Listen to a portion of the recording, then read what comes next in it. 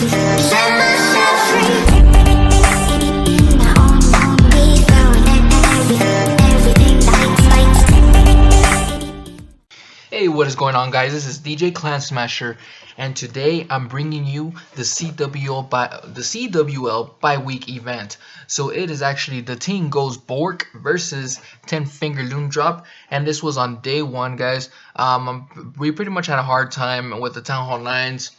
Not sure if there was like some communication missing or something, or if the Town Hall 9s were really that OP in this specific beginning. But anyways, guys, it's actually both teams that were having a hard time with 9s. So anyways, on their side, I believe they were missing 2 of the 9s, and then on our side, we missed 1 of their 9s. So I'm gonna just go ahead and show you the 10v10 that we got for that war, and this time it was Chris who got this 10v10, which was pretty awesome. So anyways, Chris comes in with the attack. This one right here is going to be the Queen Walk with the Bow Witch. So the Golem and the Bow Witch. And it's pretty much the same attack that I showed with TT, who shows us the pro tips. So if you want to check that video out, definitely do check it out. It's going to be in one of the previous videos. So anyways, the cool thing about this attack is it's going to be slightly different. And by that I mean, check it out. There's going to be a scaly trap. And yeah, so that was the main difference here. Nice little jump spell. And this attack, I believe, was tried right before it came out to be a very close high percentage 2-star. So pretty much replicated the attack, made a few adjustments, and then after that just kind of cleared it up to make sure to secure the 3-star. So anyways, guys, the poison is placed. Sends it in. Make sure to take care of that balloon.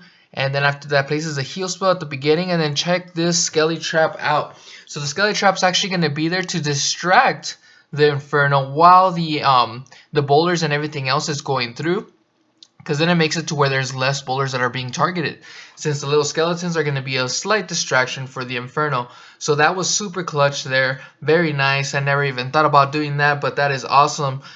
Just seeing that kind of content here. So anyways, after this, the Queen is still going strong. The Queen Walk is still walking.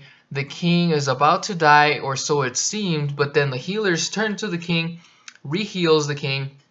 The Lava Hound, even though it does get stuck with the Queen, is not a big issue here, and saves a nice little minion that's going to help take care of these little pups. And then the cool thing is that the witch on the top section closer to 10 o'clock is doing some work over there, takes care of that dark elixir storage, which is nice, because then that's one less building that the healer, that the Queen, the King, and the healers pretty much don't have to worry about. Sends in a nice little archer to start taking care of the Town Hall. Unfortunately, the first hit that was done by I Love Brad Pitt, it missed the Town Hall. We pretty much said to put in 2 archers to make sure to secure the 2-star.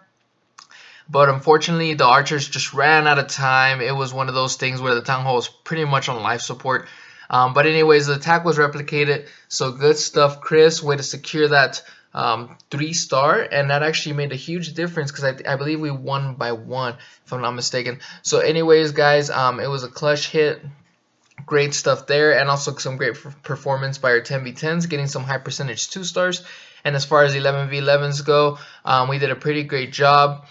Some great planning. We almost had a 3-star in one of them. I believe it was out of time. I can't remember what exactly happened. I think the Inferno was still up, but it was almost done. So we actually had 1 by 2, guys, because of that 3-star on the 10v10, and then us getting what was it? Them missing 2 of the Town Hall 9s, and we were missing 1 of the 9s. So anyways, guys, we had a better day today for day 2. DaTingGoesBork versus Bon Voyage.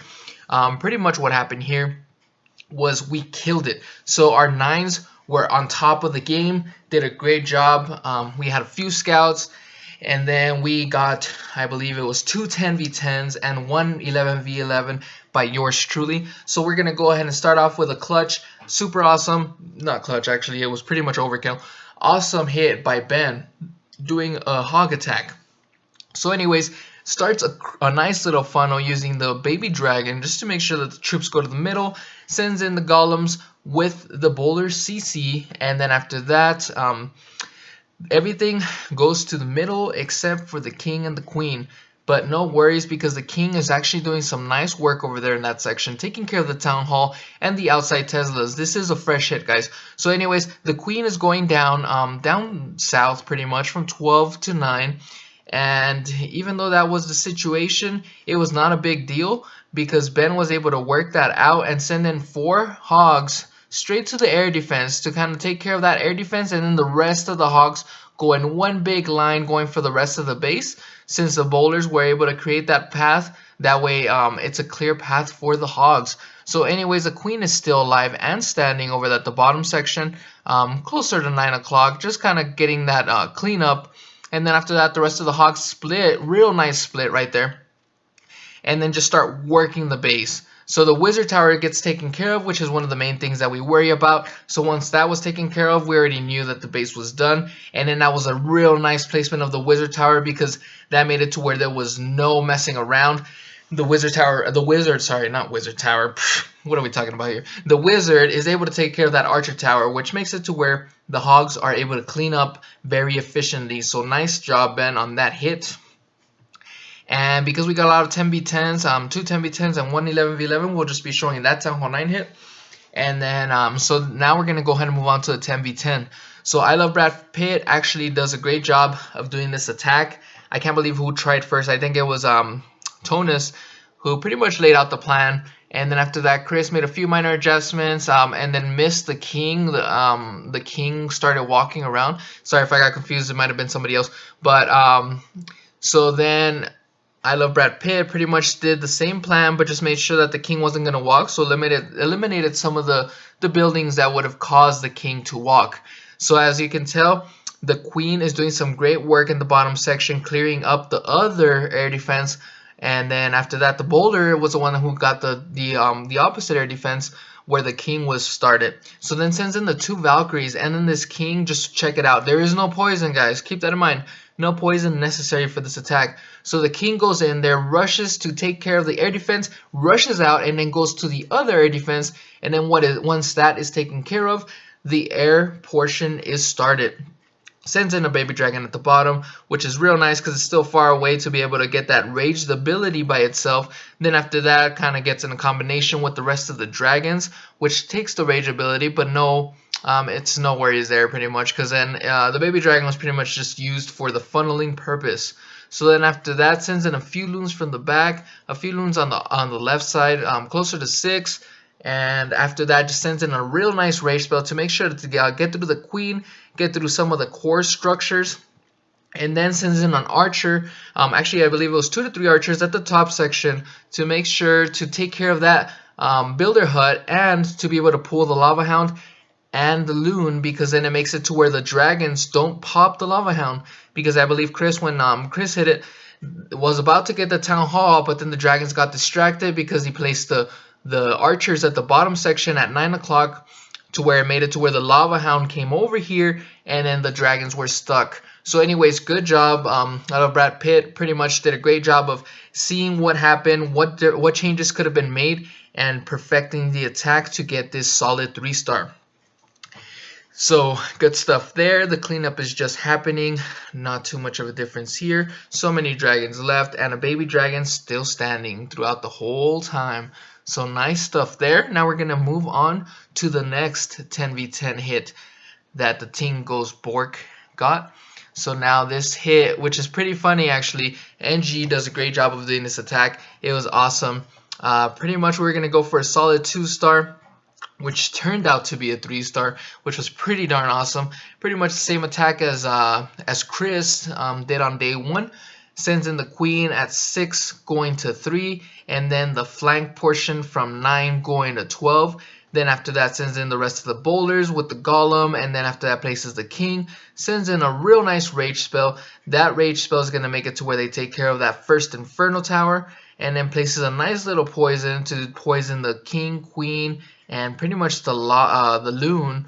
And then after that sends in a nice rage, a nice heal in the middle section where the core's at, and then Skelly, guys. Skelly right on the inferno. That is so awesome. I'm definitely gonna have to give that a shot. I really like that implementation that was done by NG here. And then the queen is still standing at the bottom section, going from 6 to 3 o'clock, so there's nothing really bothering the queen at this point. And then the boulders are still going pretty strong, taking care of the core section, which is nice because it pretty much makes it a lot easier for the queen to take care of the rest of the stuff. And even though the boulders start dying off, it's not really too much of a big deal because there's still the queen still has all the healers to keep her alive. So that's where the difference came in and the clutchness came in. So pretty much the Lava Hound does lock with the queen. But like I said, the queen still has the queen ability, which makes a huge difference, and it's always nice to have that, because if not, this raid might have not happened as well. You'll see what I mean here in a bit, because as you can tell, that air defense at 12 o'clock is kind of secure in a weird spot, so that doesn't mean that the queen's going to be able to take care of that air defense from the start, which makes it to where the healers are going to be vulnerable and be taken down. This is the point where we were all starting to get a little worried because we didn't think the 10v10 might have fully happened, because that air defense pretty much took care of all the healers. The good thing is that NG had the queen ability, like I said, and it comes in clutch here real soon. So then takes care of that elixir collector, takes care of the cannon, sends in the queen ability to be able to break through that wall, and then finally goes for the air defense as the final structure. And the queen is still pretty darn healed, so nice job there, NG, good work.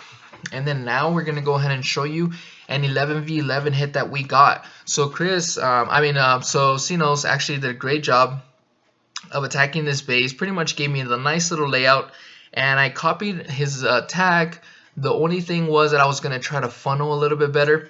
Well, my funneling didn't go as well, but I wasn't too worried. Because we were pretty much just trying to get extra percentage at this point. Just because they got a solid percentage on Sinos, I believe it was 91% or something. And then at the very end, they almost got a 3-star on me as well. So anyways, I sent in the jump spell and then sent in the other jump spell in the middle, just so I wouldn't have to worry about it anymore. And then notice all my bowlers, well, most of them, start going to the right and left flank. I'm not too worried about the left flank going from 3 to 9. But look at my main bulk. My main bulk somehow managed to go from 3 to 12. And you know why? The reason for that is I didn't wait long enough for the town hall to be taken care of. That was my mistake. So I definitely learned from that. We'll try to be more patient. So everyone was telling me to put a rage spell right in the core, but I felt that there wasn't really much in the core. So I decided to put the rage spell right there where I placed it at 3 o'clock, actually 2 o'clock.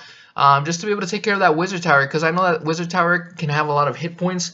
I don't want that splash damage to affect me at the end, so I figured a rage spell there would have been perfect. So anyways, guys, it worked out to my favor.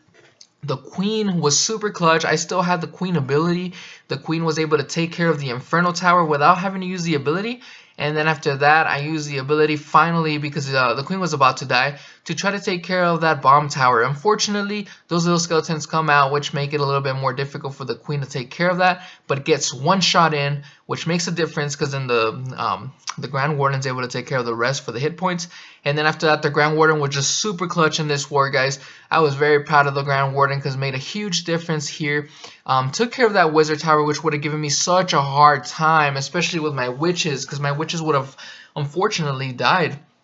So then I placed the archer at 9 o'clock just to kind of help the witches, make sure that they don't, go the wrong way, and kind of help them with time, because I was crunched in time, guys. At this point, there was the 54 seconds, and as you can see, those are the exact seconds that were left for my attack.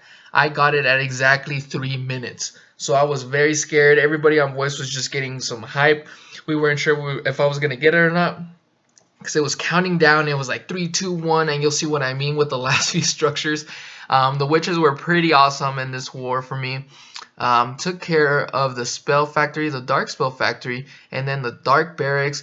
Got through the elixir storage. The good thing is that the archer tower was weakened, which is what helped me out a lot. So then after that, the witches take care of the what is it called? The mortar. And then after that, the air defense starts shooting down my healers, which is where I started getting worried.